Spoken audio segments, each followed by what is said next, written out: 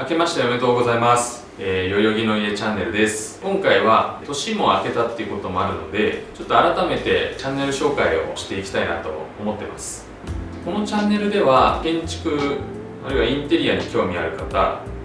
とは住宅を建てようと思っている方とか、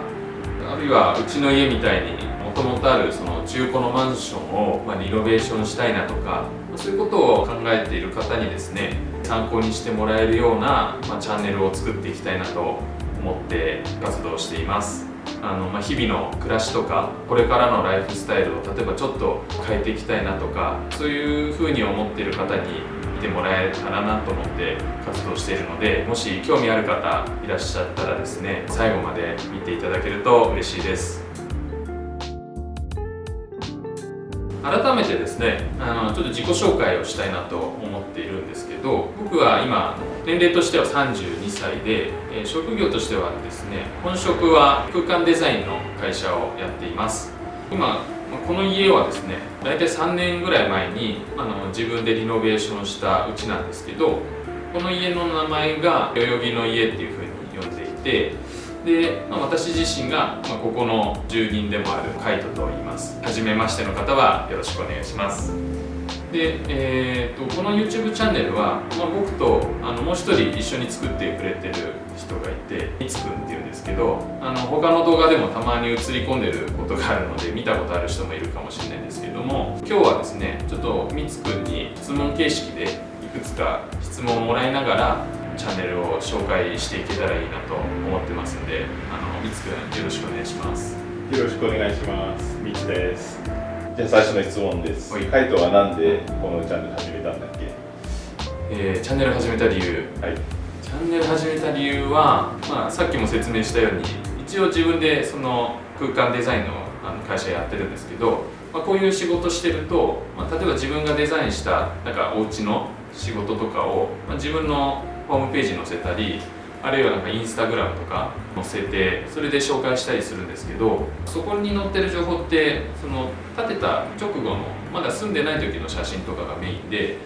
実際にそこでどういう暮らしが行われてるかっていうのはなかなかやっぱ伝えるのが難しいんですよ。で、YouTube だったらその家でどういう暮らしが行われてるとか、あるいはその人たちのライフスタイルの雰囲気みたいなのが見えてきたり、あるいは実際に住んでみて良かったとことか悪かったとことか、そこら辺の知識とか情報みたいなのがもうちょっと分かりやすい形とか、もうちょっと楽しく伝えられるかなと思って、それで YouTube やってみるの面白いかなと思ってちょっと始めました。このチャンネルってどういう動画を今後配信していくんだっけ？チャンネルの、内容、コンテンツとしては一応3つ、大きく考えてて、一つは、やっぱりこの家の、紹介がメインになるかなと思って、ここの家でちょっといろいろ考えてたこととかを紹介するっていう話と、2個目は、リノベーションがやっぱり、自分はよく仕事でもやるから、そのリノベーションする上での、知識とか、あるいはその情報とか、そこら辺の、紹介が、2個目メインとしてはあるかなっていうところで、3つ目は、これはその自分がどういうライフスタイルをしてるかにもちょっと寄ってくるんだけど、結構その自分の場合は人を自分の家に呼ぶことが多くて、その時に結構ホームパーティーじゃないけど自分たちで料理作って、それでもてなすみたいなことが増えて、もともと自分は全然料理とかやらなかったんだけど、この家に住み始めてからちょっと料理やるようになったから、そこら辺の紹介できればいいなと。この家の紹介で言ってたんだけど、代々木の家ってどんな家かもうちょっと詳しく教えてくれる？今自分の家、代々木の家って名前つけてるんだけど、もともとここ3年前に、自分でリノベーションして、その時独立してちょっと経った時だったから、もともとは事務所兼、自宅っていう感じでデザインしたんですね。事務所兼だから、そもそも、普通に自分の家なんだけど、例えばお客さんが来たりとか、住んでる人以外の、人たちが、来る前提で、デザインしたこともあって、その自分の家を自宅兼事務所として作ったことで結構人を呼ぶことのハードルがだんだん下がってきて、ある時からやっぱちょっとその人を呼ぶことが結構楽しくなってきて、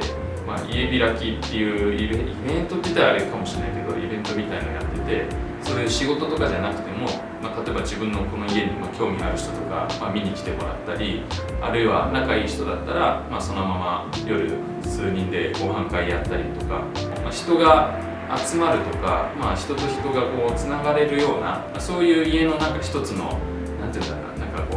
モデルケースみたいな、そういう家なのかなっていうふうに思ってます。家っぽくないけどね、なんかもはや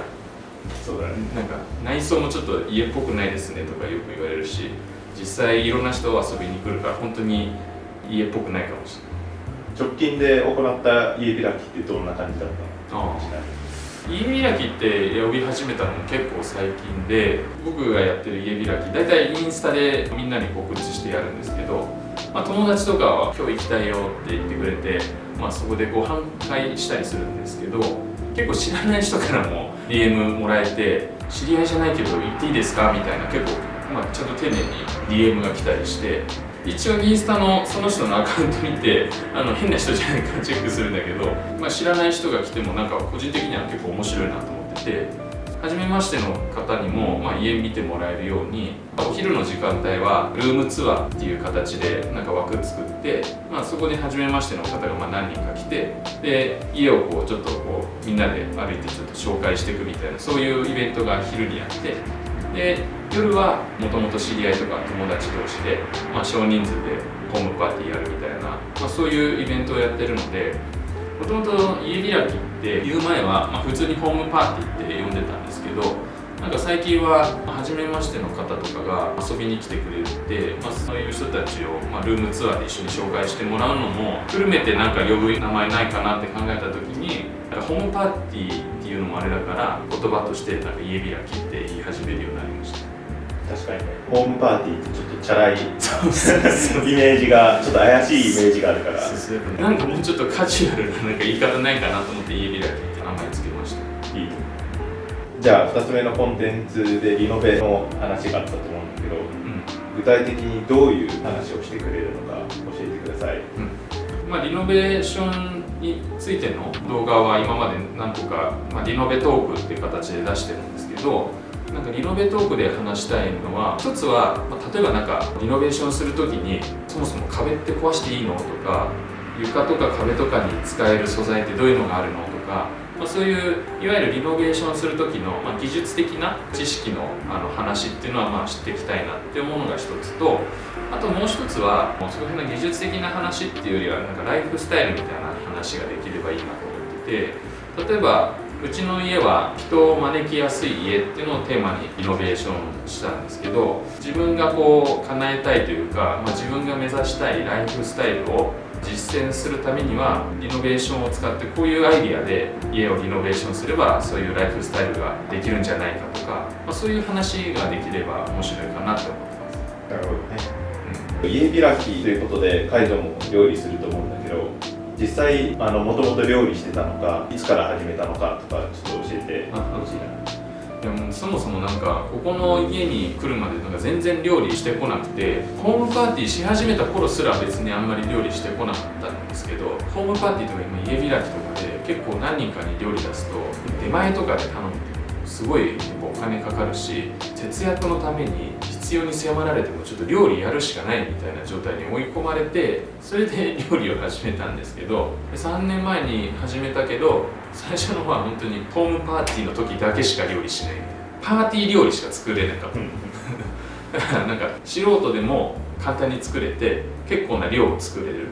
あとある程度見栄えがいい料理っていうのでいろいろググってパーティー料理しか作れない人みたいな